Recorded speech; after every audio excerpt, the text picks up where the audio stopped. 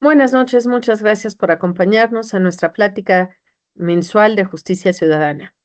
Justicia Ciudadana es una asociación civil sin fines de lucro que da atención jurídica y psicológica a víctimas del delito y la violencia.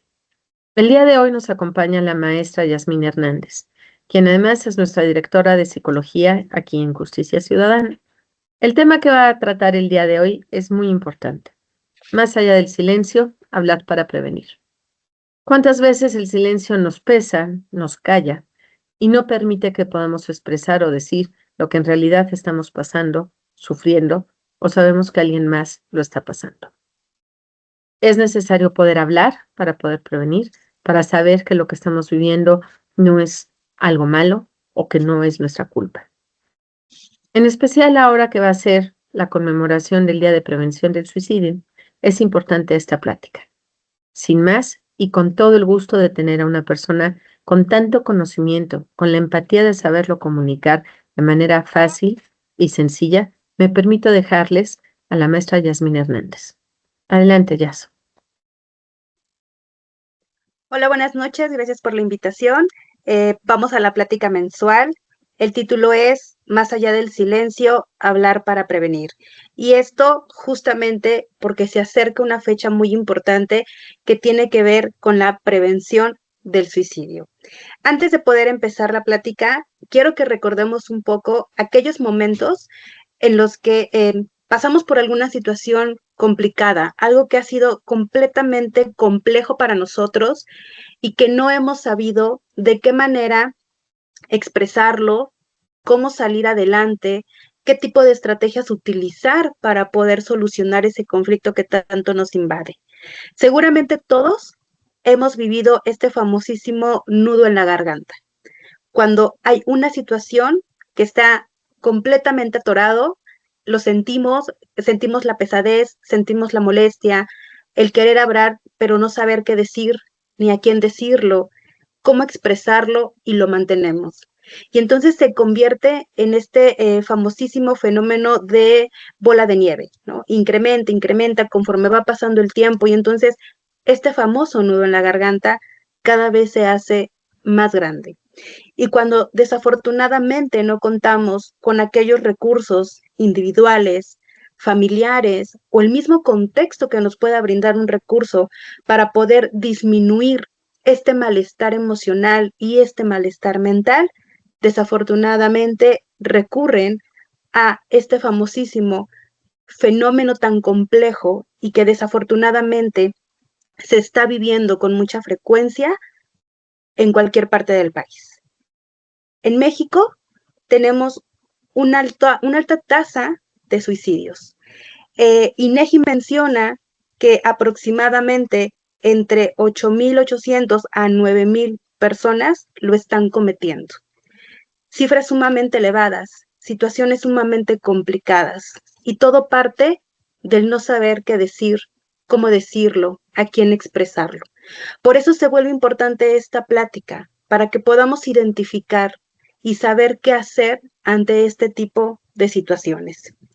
Como bien lo decía la licenciada Fernanda, bueno, pues el 10 de septiembre se conmemora el Día Mundial para la Prevención del Suicidio. El símbolo es esta cinta amarilla. ¿Por qué esta cinta amarilla? Bueno, porque en el año 1994, un joven de 17 años decide quitarse la vida. Situaciones multifactoriales donde él ya no sabe cómo poder solucionar, no sabe de qué manera poder expresarlo, y él se va por ese camino. Desafortunadamente, cuando él toma esa decisión, no tenía a la mano esos recursos individuales que le permitieran afrontar. Se despide de sus papás, deja una nota mencionando que ellos no se sintieran culpables por su decisión, deja una nota donde dice que ama a sus papás, pero que finalmente tomaba ese camino.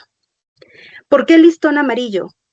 Porque curiosamente, Mike, el adolescente que así se llamaba, él decide rescatar un auto que le gustaba mucho y lo pinta de color amarillo. Era su auto, lo rescató, lo reparó, lo pintó. Cuando Mike toma esta decisión de quitarse la vida, su mamá en un papel amarillo, un amarillo muy fuerte, muy brillante, coloca una frase. Y esa frase decía: por favor, no te suicides, busca ayuda. Esto conmovió a la gente que estaba en su alrededor, que empezaron a repartir cintas con algunas frases que pudieran sentirse reconfortantes ante alguna situación de conflicto.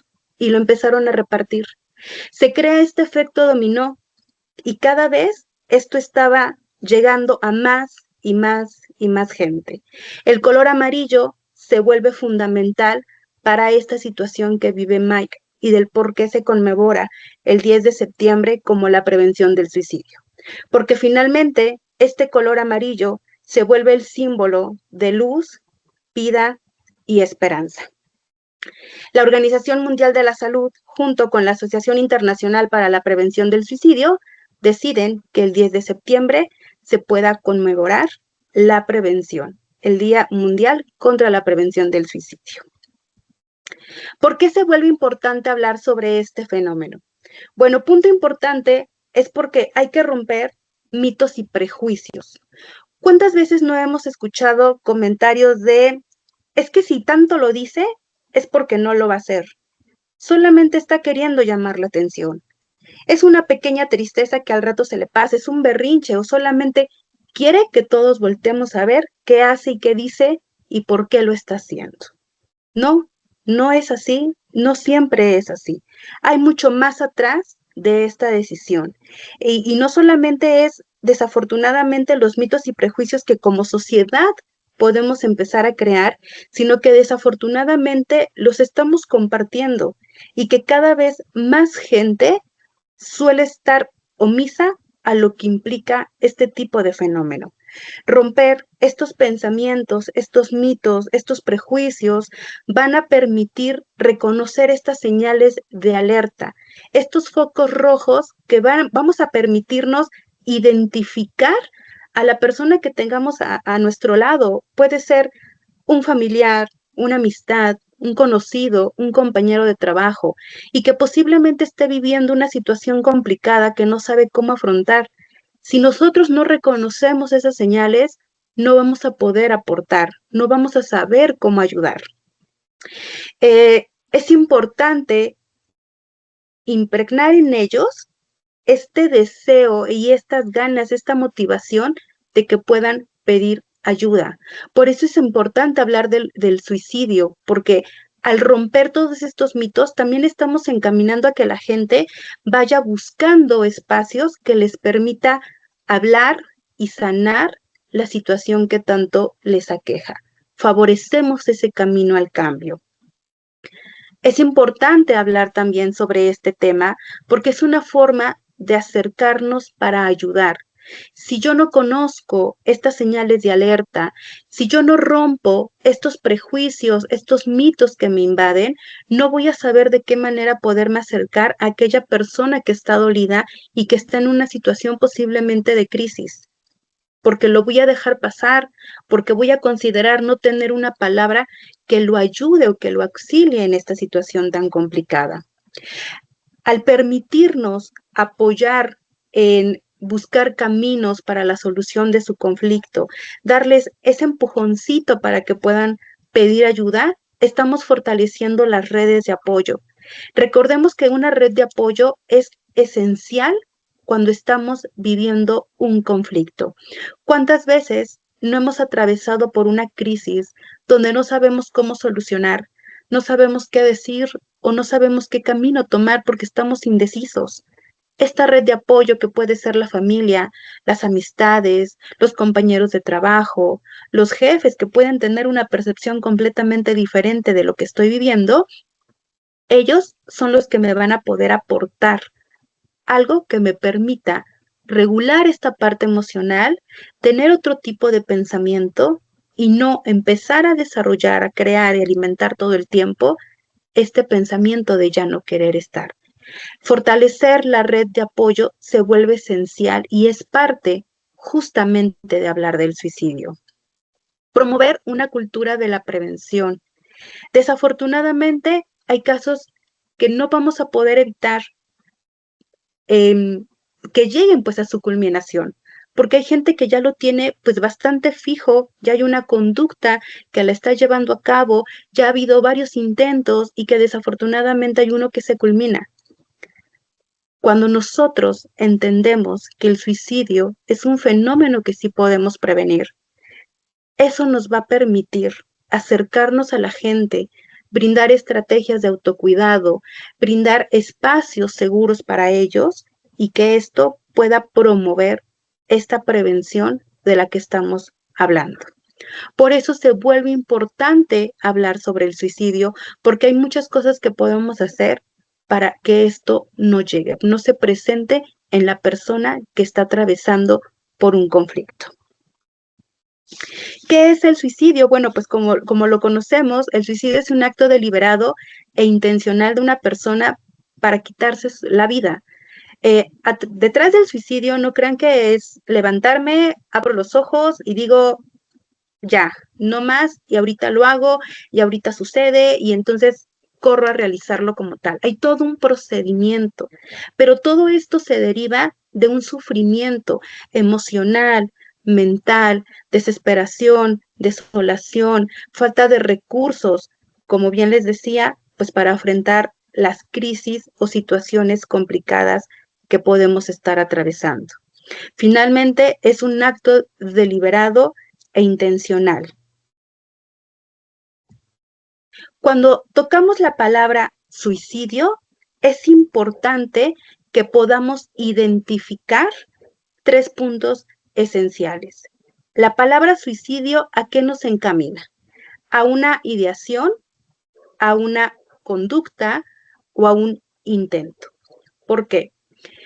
Si nosotros no logramos identificar cada una de estas, nos podemos quedar únicamente en el punto de la ideación, cuando a lo mejor ya hubo un intento, cuando quizá ya hay una conducta que me está llevando a realizarlo.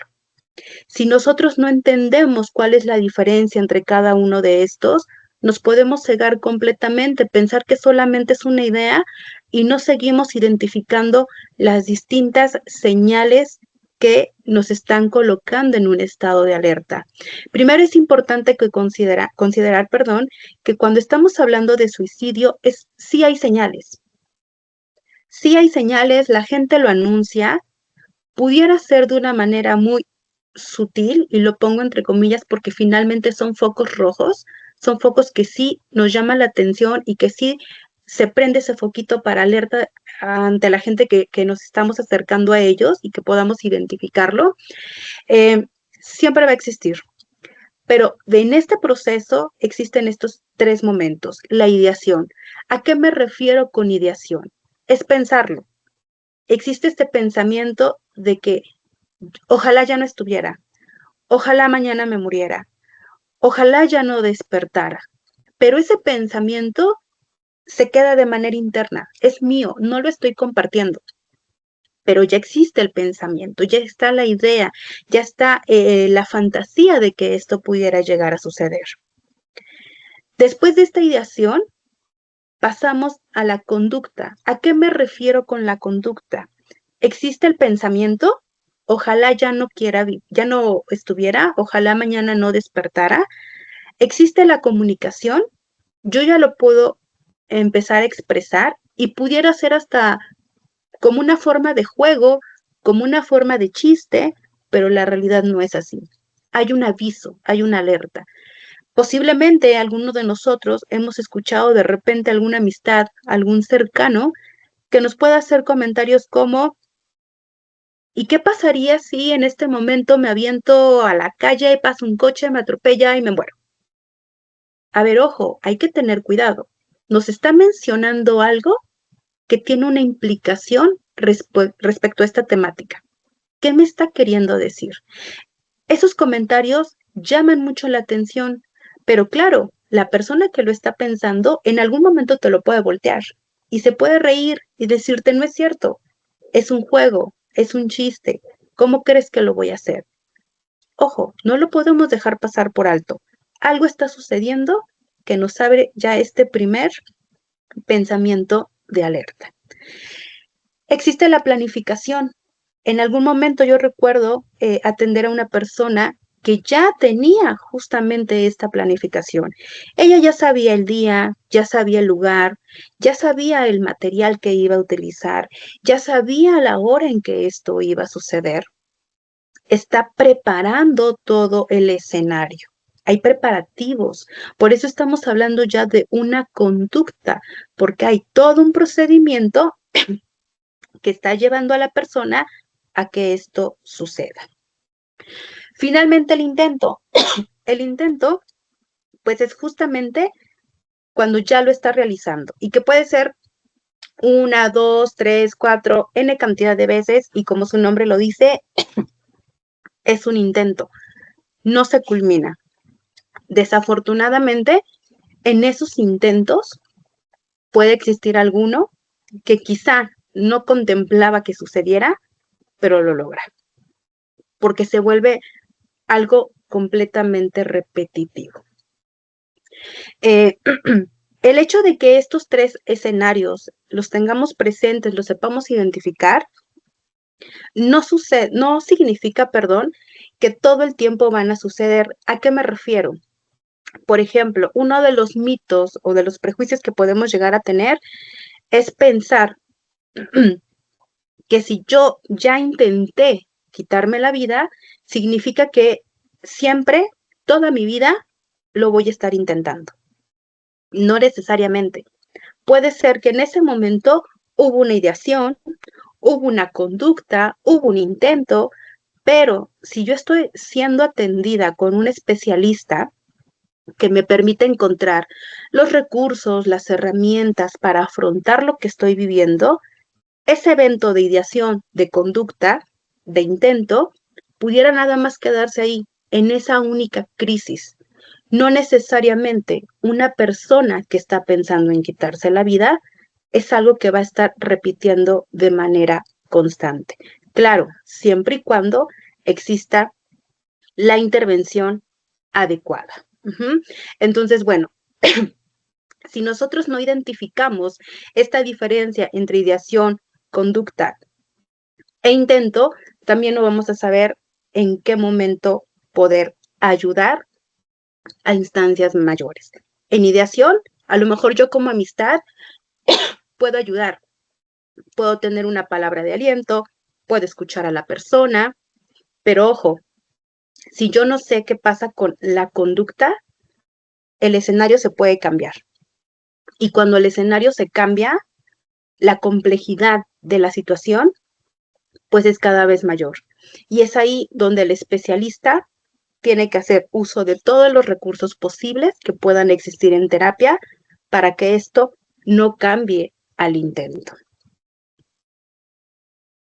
Ok, ¿por qué ocurre? ¿Por qué las personas toman esta decisión como una salida ante los conflictos? El tener en mente el quitarse la vida es multifactorial. No sucede por una sola causa, puede haber muchas. Entre ellas podemos encontrar las pérdidas significativas.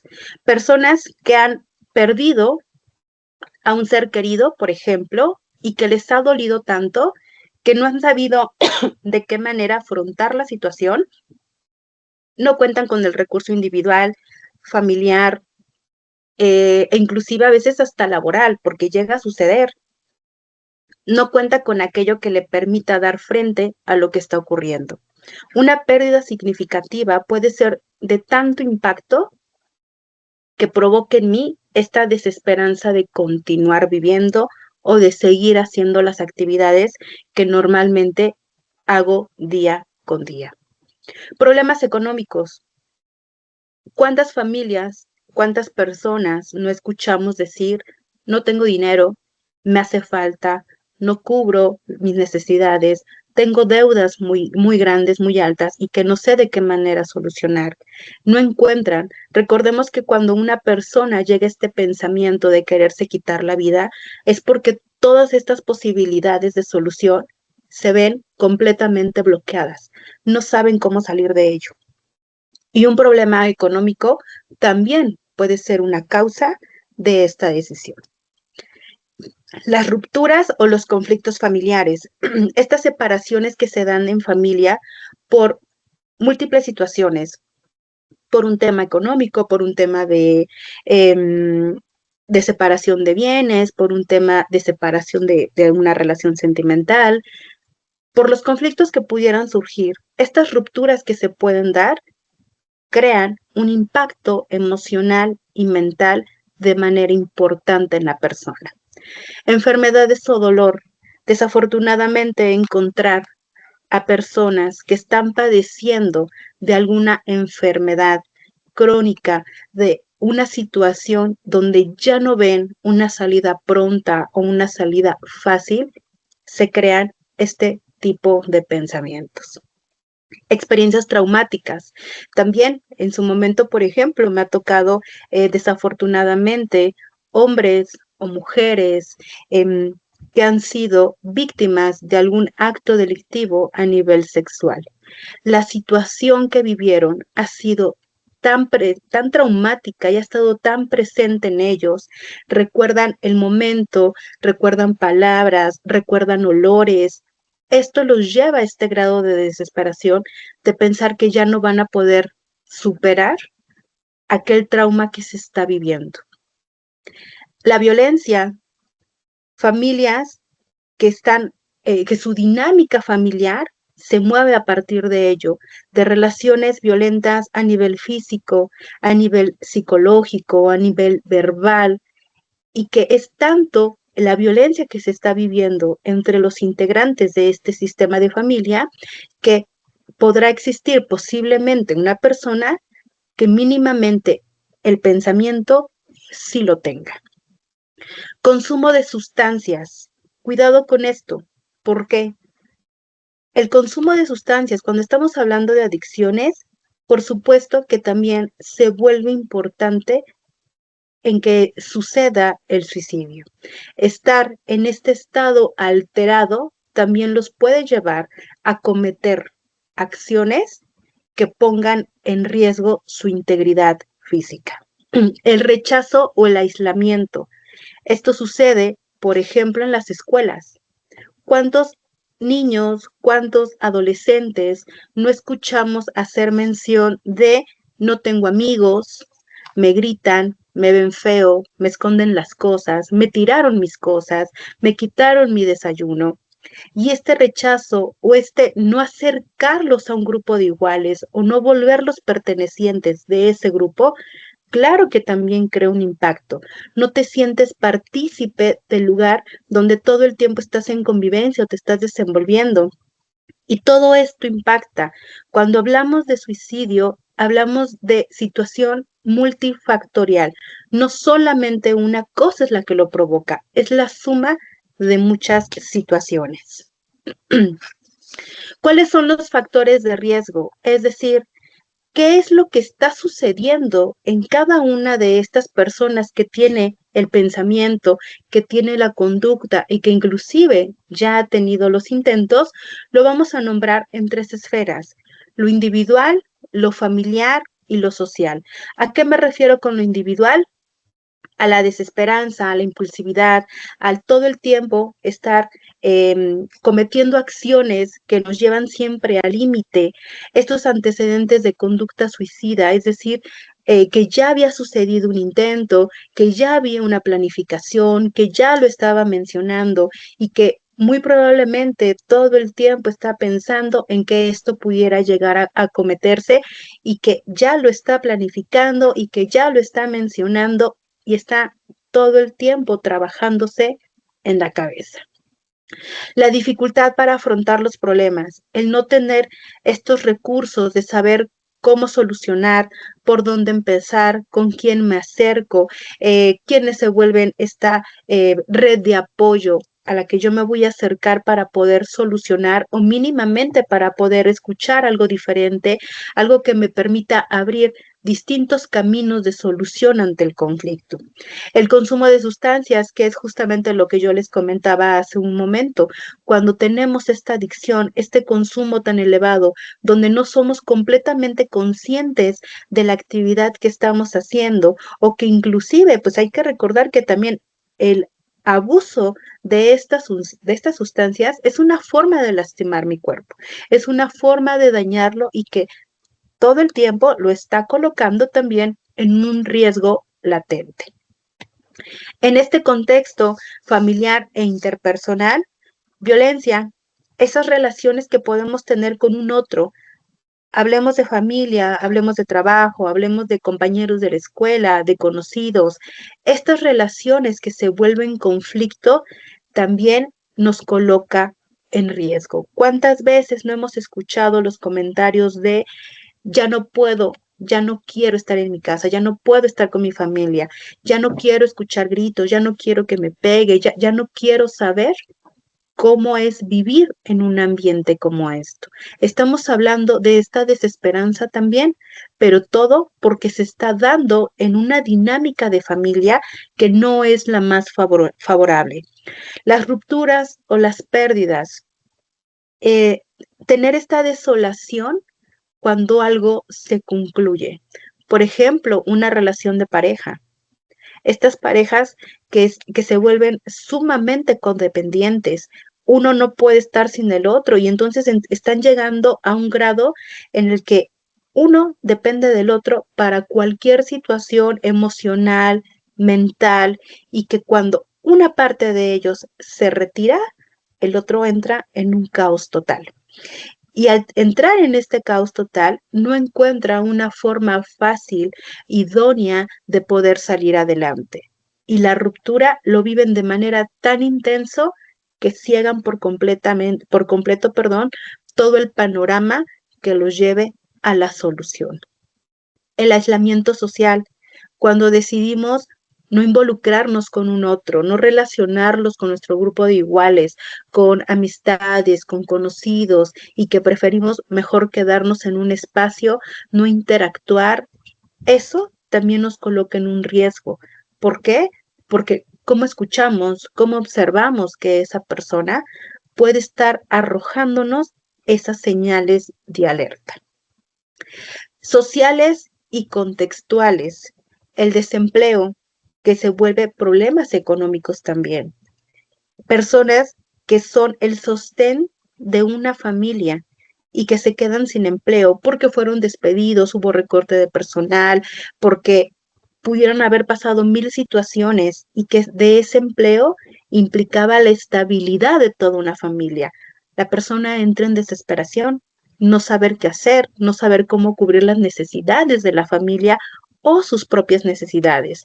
Y el desempleo, que llega pues a ese otro conflicto que tiene que ver con los problemas económicos, se vuelven un factor de riesgo elevado. Problemas académicos o laborales en el contexto escolar, en el contexto de un centro de trabajo, también estas relaciones hostiles que pueden surgir entre los mismos compañeros, esta desaprobación a esa persona porque le está discriminando, porque no le gusta cómo se ve, porque todo el tiempo la están señalando, le están tachando y que la otra persona se puede sentir agredida. Ese contexto que no favorece a un crecimiento de todo un equipo también puede ser complejo. Que aunado a todo lo que yo les estoy comentando y como bien lo podemos estar observando, mucho tiene que ver con este aspecto de violencia.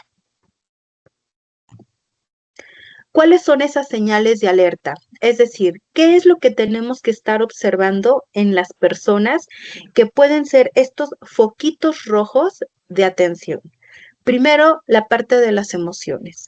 ¿Qué pasa con una persona que ya tiene este pensamiento, este comportamiento o que inclusive lo ha intentado? Muestra señales desde una tristeza que pudiera ser chiquita, y lo pongo entre comillas, porque ese chiquito se vuelve importante y sigue siendo una señal, pero esta tristeza intensa donde ya no se quieren levantar, donde su cuidado personal no lo vamos a ver porque está descuidado en su manera de vestirse, no es una persona que se puede estar bañando de manera constante, que no está preocupada por cómo se está percibiendo hacia ella misma y que esta tristeza la lleva o lo lleva a, puede ser que esté durmiendo demasiado, puede ser que no duerma de manera adecuada, puede ser que esté comiendo de manera muy excesiva o que definitivamente no se esté alimentando bien. Esa tristeza se está convirtiendo en depresión. Y cuando estamos hablando de depresión, estamos hablando también de una señal de alerta importante. Irritabilidad, una persona que esté enojada gran parte del día, todo el tiempo, que inclusive su forma de interactuar con ese otro sea de una manera hostil. Ojo, algo está pasando ahí. Tenemos también que ser conscientes que cuando estamos hablando de estas señales de alerta, no significa que el primero que estoy viendo como algo irritable es porque ya lo está pensando. No, pero se vuelven esos focos rojos que necesitamos poner atención. La desesperanza. Es que no voy a poder. Es que seguramente las cosas no van a funcionar como yo pensaba. Ya no vale la pena que lo intente, no tiene caso, mejor así lo dejo, o ¿sabes qué? Es que no soy buena para hacer esto. Esta desesperanza, este poco conocimiento de tu persona, de tus capacidades, de tus habilidades, también se vuelven en una señal de alerta porque algo te está diciendo. Vuelvo al punto, a lo mejor no necesariamente de que tenga el pensamiento suicida, pero ya está diciéndote algo. Algo no está funcionando del todo como para que esa persona se sienta de esa manera. ¿Qué pasa con su conducta? Pues regularmente son personas que empiezan a alejarse, existe el aislamiento. De tener muchos amigos, se convierte en dos, tres amigos, y de esos dos, tres amigos, pues cada vez los empieza a ver menos, los frecuenta menos. El punto es empezar a alejarse de todo su contexto. Abandono de actividades. Esas actividades que hacía con regularidad, las puede dejar o las va pausando o ya no lo hace de la misma manera como antes, motivado en su totalidad, una actividad que a lo mejor le gustaba hacer como salir a hacer deporte y que cada vez empieza a perder el interés en ello. Conductas impulsivas. Esta conducta de todo el tiempo estar en este límite, pelearse con el otro, exponerse a lo mejor al atravesar en la calle y que ni siquiera se fija, pero no le pone atención, no le importa y que pase lo que tenga que pasar. Esta conducta que todo el tiempo lo está colocando en una situación meramente vulnerable. ¿Qué pasa respecto a las relaciones? Relaciones puede ser mucho lo que tiene que ver con el aislamiento, el alejamiento de familiares, de amigos, de conocidos. ¿Cómo se va separando de estas diferentes esferas en las que se está relacionando? Esas despedidas inusuales, esos comentarios que de repente arroja de despedida, como su nombre lo dice, se vuelven estas señales de alerta. No es lo mismo de repente dejar de ver a la amistad, al amigo, a la amiga y decirle adiós, te veo mañana, a un comentario como, por favor, cuídate mucho, te quiero mucho, te voy a extrañar, o por favor, si algo me pasa, quiero que cuides a mi perrito, a mi gatito. Esas despedidas que también tienen una señal completamente diferente a la manera normal en que nos llegamos a despedir con todas las demás personas.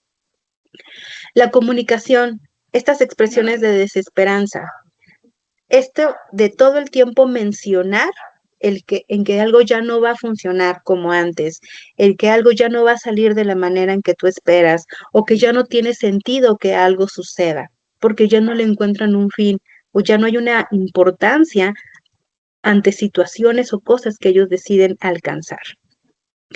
Estos comentarios del no querer continuar, no querer vivir, lo que les decía hace un momento, esta mención de ojalá me muriera, ojalá ya no despertara, ojalá me pasara algo, estos comentarios no se vuelven un juego, no son un chiste, no son comentarios para llenar una conversación.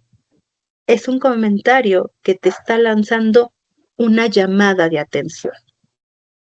Funcionamiento cotidiano. Bueno, lo que les comentaba hace unos segundos. Cambio de todo lo que normalmente realizaba.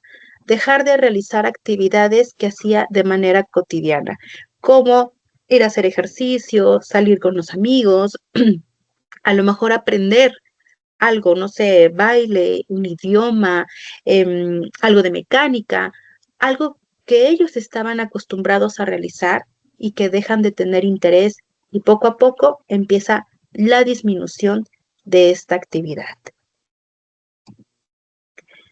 ¿Cuáles son los factores de protección? Es decir, ¿qué es lo que va a suceder? ¿A qué tenemos que encaminar para que ellos puedan prevenir, se puedan proteger ante este pensamiento que pudiera llegar a presentarse? Punto importante, las relaciones familiares positivas. Es decir, en este acercamiento que yo voy a tener con esa persona, es validar su parte emocional. ¿Cómo se siente? Si está preocupado, si tiene miedo, está ansioso, está feliz. Valida, escucha, porque eso también se vuelve importante en una relación familiar. Amistades y redes de apoyo. ¿En quién me puedo auxiliar? ¿A quién puedo identificar como una persona que me va a saber escuchar, que va a acompañarme en este proceso que puede ser complejo, que me va a encaminar a una dirección donde me van a poder brindar ayuda?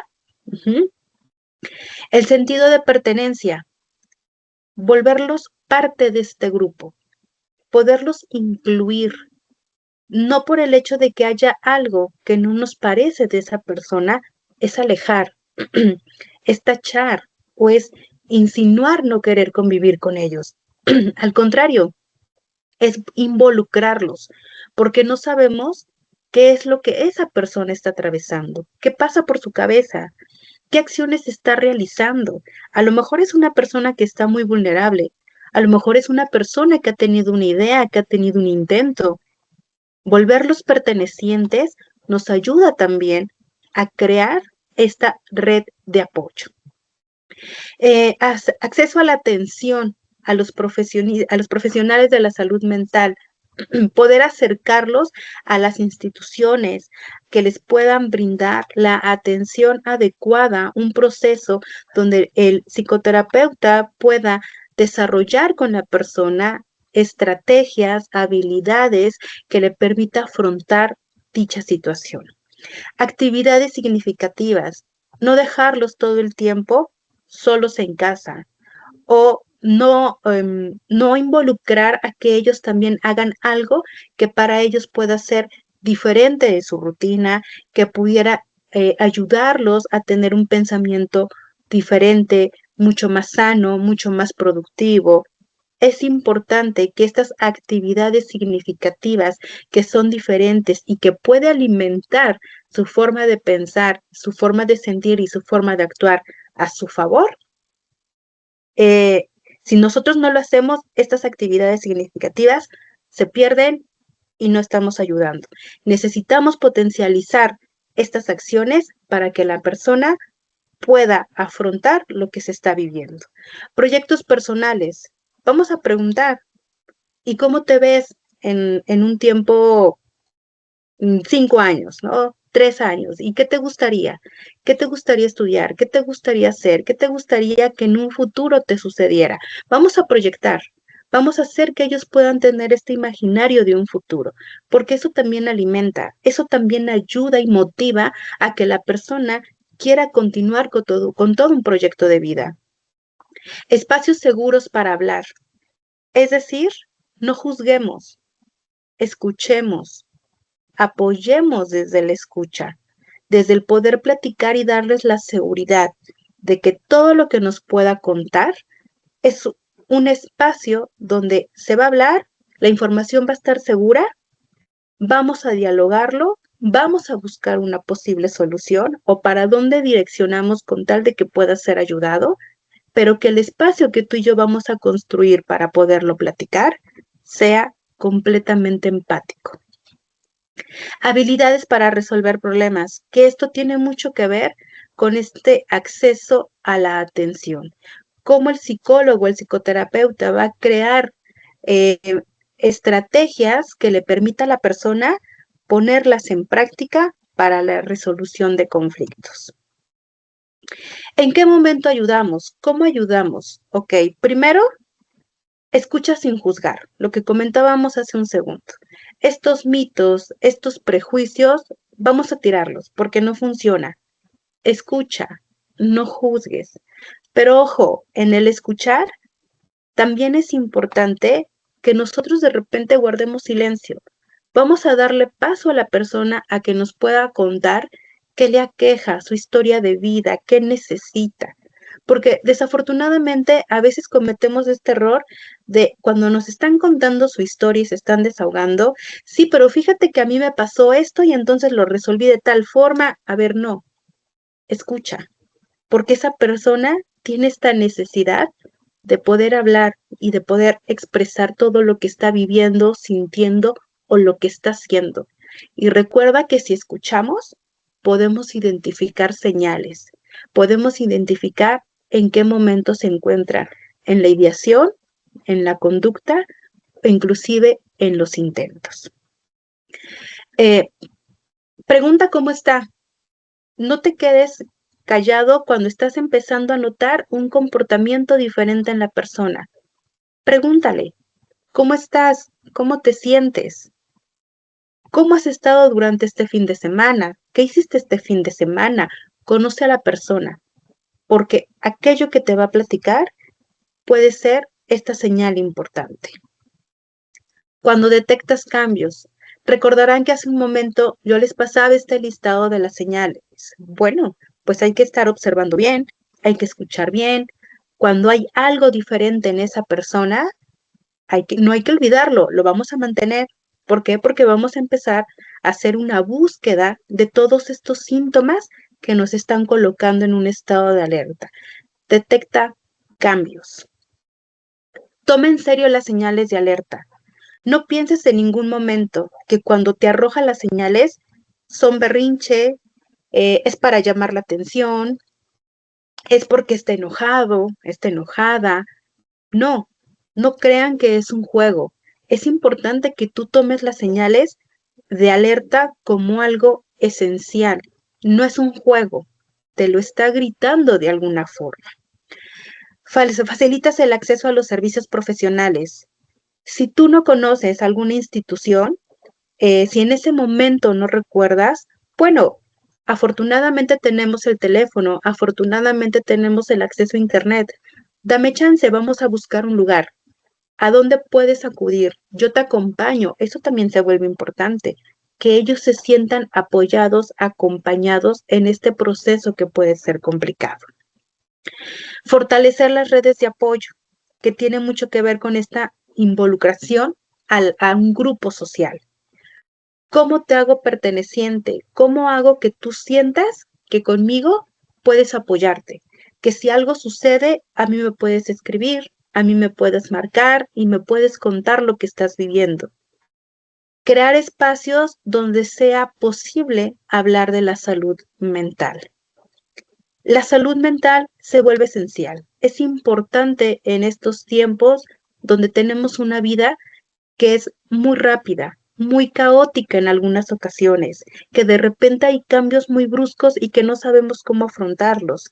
Hablar de salud mental se vuelve esencial en un ritmo de vida como el que estamos llevando.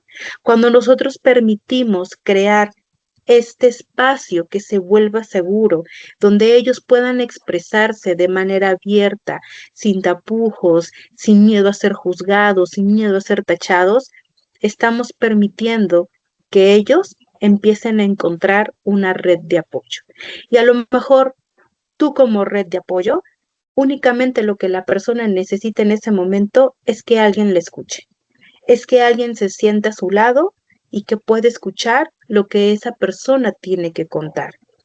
eso se vuelve también un espacio seguro.